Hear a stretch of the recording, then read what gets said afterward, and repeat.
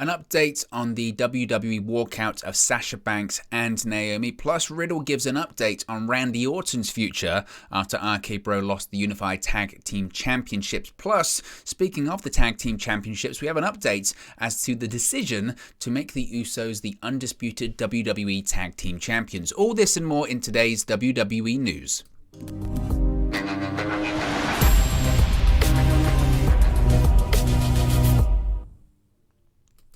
Hey guys, welcome back to Wrestling News 365. Hope everyone is doing very well. As always, there are plenty of news stories to get into in the world of WWE. So let's start off talking about what is still probably, I guess, the biggest story right now in WWE, and that is the walkout of Sasha Banks and Naomi. Now, there were references, shall we say, to the now former WWE Women's Tag Team Champions this past week on Monday Night Raw.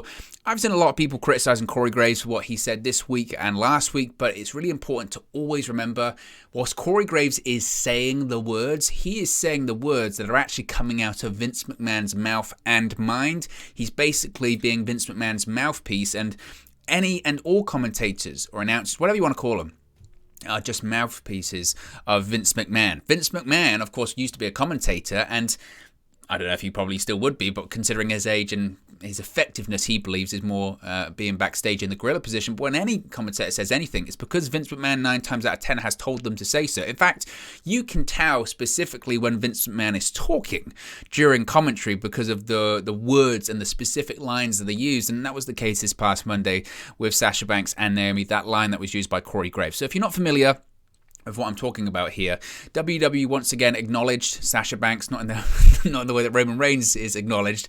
They acknowledged Sasha Banks and Naomi's walkout on this last week's edition of Raw. They mentioned it this past Monday. Now, prior to the Nikki ASH match versus Alexa Bliss, Corey Graves mentioned on commentary that Banks and Naomi, quote, disappointed the WWE Universe, end quote, by staging a walkout from the company. Graves would also blame Banks and Naomi for costing Nikki and Doudrop a shot at becoming the number one contender to Bianca Belair's Raw Women's Championship. This is the actual quote of what he said.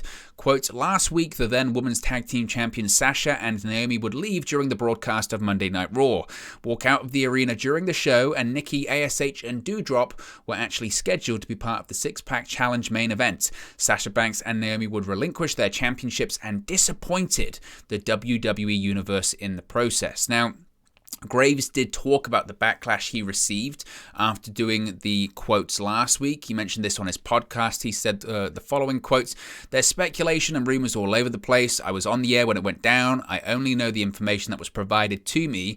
And in the days since, while everybody continues to speculate, I don't have any more information. I don't know enough about the circumstance or the situation or which side said what. So I'm just going to avoid it. As I mentioned, neither Sasha Banks or Naomi has made any public comments since their walkout. Sasha Banks was seen in Minnesota over the past weekend. She was hanging out with family, attending a concert by DJ Steve Aoki. Naomi, meanwhile, has removed all references to WWE on her social media pages.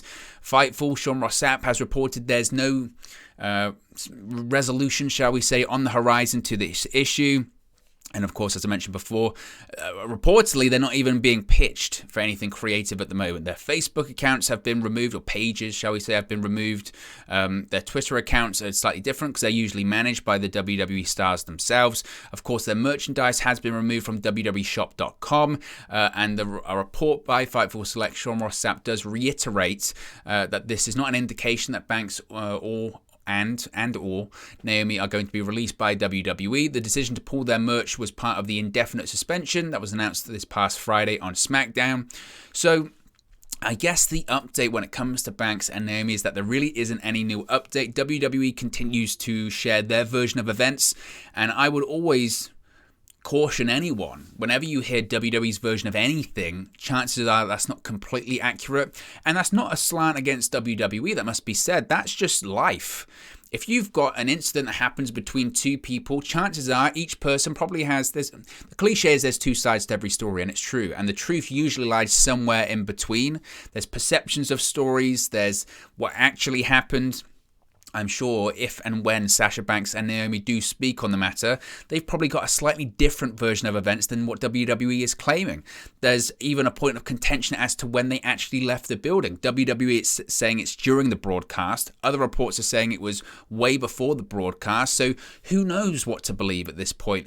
I do believe that eventually, whether or not the actual truth as to what actually happened ever comes out, we'll never know. But in terms of Sasha Banks and Naomi, their version of the story, I'm sure that will come out eventually. As of right now, they're still suspended. You still can't buy their merchandise. What I would say when it comes to, are they going to get released? Are they going to get fired? I don't know. I've said before, I don't think WWE actively wants to release Sasha Banks. And Naomi for that matter, particularly Sasha Banks, because for whatever criticisms you may have of Sasha Banks, she still is a massive star, and she's incredibly young still. She might not have even reached her peak yet, which is quite a scary thought. And she does have outside interests that she's already been successful in. You think about it, she's already involved in the Star Wars universe, in The Mandalorian. That's a really big project to be involved in. And without WWE behind her, who knows what she can do? I know some people have said, well, she'd only have got that role because she was in the WWE. Okay, that's fair. WWE didn't promote it, though. And I'm sure, 100% I am sure, that there are people in Hollywood, television, film, whatever, looked at The Mandalorian and said, I might want her for my project. And WWE knows that as well. They're not stupid in that sense. They know that too. Now, people could say, oh, Sasha Banks going to AEW. I don't even know if she would. I don't even think she needs to at this point. But WWE knows the money that she can generate. And she does generate a lot of money. So I don't think WWE wants to let go Sasha Banks. At this point, I suppose, realistically, it's a case of what does Sasha Banks want to do? And it's the same with Naomi. What does Naomi want to do? Reportedly, her contract's up, when is it, next year? Something like that? Maybe Naomi might want to go in a different direction. I could see her going to AEW. As far as Sasha Banks, I wouldn't be shocked if she didn't, and she would be fine. She would have lots of other stuff to do. Now, I don't know how long Sasha Banks has left on her contract. That's slightly different. And we have seen circumstances in the past and recently. Mustafa Ali is a great example. Someone that wanted to leave. He was going to sit out the remainder of his contract, and WWE went, fine, sit out the remainder of your contract. If you want to stay at home, you want to stay at home, but you're under contract for, what was it, 2 years, 3 years? He's back on television. Sasha Banks walked out before in 2019. She returned to television. So let's not rule out a return either. Just because this isn't the first time when it comes to Sasha Banks doesn't necessarily mean she's never going to return. So we'll keep an eye on that one. Speaking of Raw on Monday, Riddle came out to open the show and spoke about the future of RK Bro and teased that we may have seen the last of RK Bro on last Friday's SmackDown, which I don't believe. This is all storyline, of course. Riddle entered the ring. He addressed the WWE Universe, said he came to the arena with a heavy heart. He revealed his partner Randy Orton has been dealing with debilitating back issues as of late, and though he wasn't actually in proper condition to compete last Friday on SmackDown, he competed anyway, but now he's back at home recuperating from these injuries. This, for me, was all in line with the storyline. I think Randy Orton usually around this time, most years, if you go back and look, usually has time off.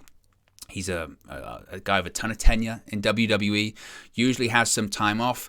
And of course, the report and rumor is that it's going to be Riddle versus Roman Reigns at Money in the Bank. It's going to be Randy Orton versus Roman Reigns at SummerSlam. And it's going to be Drew McIntyre versus Roman Reigns at Clash at the Castle. That's the plan. That's the format. So if they're going to do this Riddle versus Roman Reigns match, which isn't going to take place at Hell in the Cell, the main event of Hell in the Cell, I think, is going to be Cody Rhodes versus Seth Rollins. They need to start building this storyline, and they need to start pushing Riddle as a single star, which I think is the intention. So I wouldn't be surprised if Randy Orton has time off television to recuperate, even though he might have some injuries or what have you, but I think it's pure storyline. He'll return in the build-up to SummerSlam to have that match against Roman Reigns. And all of these matches, by the way, Roman Reigns is going to win. I still think it's crazy that people are saying, oh, he's going to be off television, Roman Reigns. He's going to be off live events. How is he going to be the champion? He's going to be the champion until, I believe, minimum, WrestleMania next. Oh, he's going to win at WrestleMania. If he faces The Rock for the undisputed Universal Championship at WrestleMania next year, Roman Reigns is going to win. Roman Reigns is going to win that match regardless of the title being on the line next year. If anything, not having the title on the line does give a chance that The Rock might win. But I think it's going to be The Rock's final match. So Roman Reigns would win that match anyway. The only thing I would say, and this is kind of what I think could happen, I think Cody Rhodes wins at Hell in a Cell against Seth Rollins. I think Cody Rhodes wins the Money in the Bank ladder match, the men's version, at Money in the Bank. I think then Roman Reigns faces Randy Orton at SummerSlam. I think Roman Reigns defeats Randy Orton at SummerSlam. I think Cody Rhodes comes out and cashes in for the WWE Championship, and I think Cody Rhodes becomes the WWE Champion, which does allow Roman Reigns to defend the Universal Championship against Drew McIntyre at Clash of the Castle. I think that's the direction that they're heading in. Speaking of the Bloodline, I have a bit of an update when it comes to the Usos becoming the unified tag team champions on SmackDown. Reportedly, it was a near thing. Now, to me, this sounds like Dave Meltzer covering his behind, but nevertheless, Dave Meltzer mentioned on the latest edition of the Wrestling Observer Radio, the call to actually have a title change happen on SmackDown was made very late. WWE had been promoting RK Bro versus the Usos since the previous episode of SmackDown, but the only thing set in stone was the post-match beatdown from the Bloodline. Now, in terms of who was actually going to walk away as the champions, WWE apparently went back and forth on it, with Vince McMahon himself making the final call, which again is not news considering Vince McMahon makes the final call on everything in WWE, especially everything on television. Now, the WWE chairman felt that the match had been promoted so heavily, and because of that, they had to commit to a winner. Of course, the unification match between the two teams was originally slated to take place at WrestleMania Backlash. It was changed at the last minute to become a six-man tag team match and all that kind of stuff. It depends what you want to believe, ultimately, because we heard from many different outlets and journalists. This isn't me trying to put them in the mud or anything like that. It's just, if you say things, you have to live by them. And particularly Dave Meltzer said there's no plans. They're not going to unify the tag team championships. Not going to happen, not going to happen, not going to happen.